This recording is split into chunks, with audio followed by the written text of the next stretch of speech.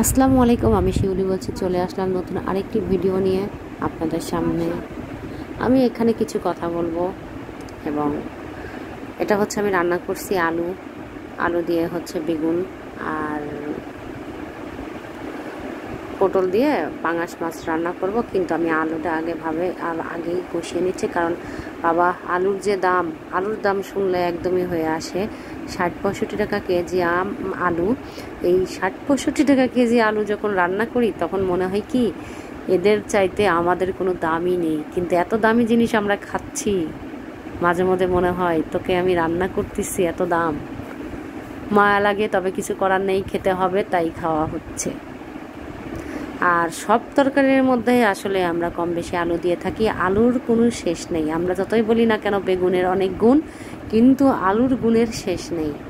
সব কিছুর সাথে আলু চলে, আলু ছাড়া চলে না। মাংসতে আলু না দিলেও ভালো লাগে না। তারপরে তরকারির মধ্যে যত সবজি আমরা দিই না কেন ওর মধ্যে একটু না একটু আলু দিতেই হবে। তাই আমাদের প্রধানমন্ত্রীকে দৃষ্টি আকর্ষণ করে বলছি, আলুর দাম কমিয়ে দিন, যেভাবেই হোক আলুর উৎপাদন বাড়িয়ে দিন, নইলে সবার অবস্থা খারাপ হয়ে যাবে আলু কিনতে কিনতে। রান্নার কালারটা দেখে আমার কাছে এতটাই ভালো লাগলো, আমি নিজেও বুঝতে পারিনি আজকে আমার রান্নার কালারটা এত সুন্দর কেন লাগছে। কোনো এডিটিং নয়, এমনি এমনি কালারটা দেখলাম, মাশাআল্লাহ অনেক সুন্দর আসছে।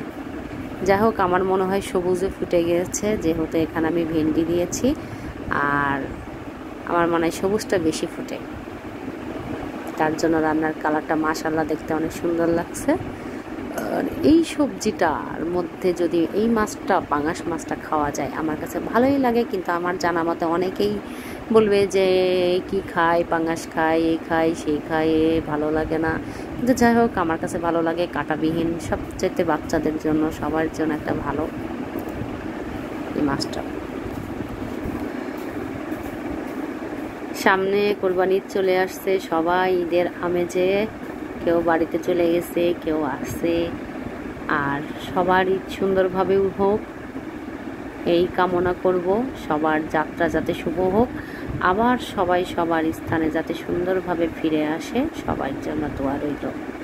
আর যারা দেশে গেছেন তারা সবাই অনেক আনন্দ করবেন, মজা করবেন, হৈ হুল্লোড় করবেন এবং সবার সাথে ভালোভাবে মিলেমিশে থাকবেন।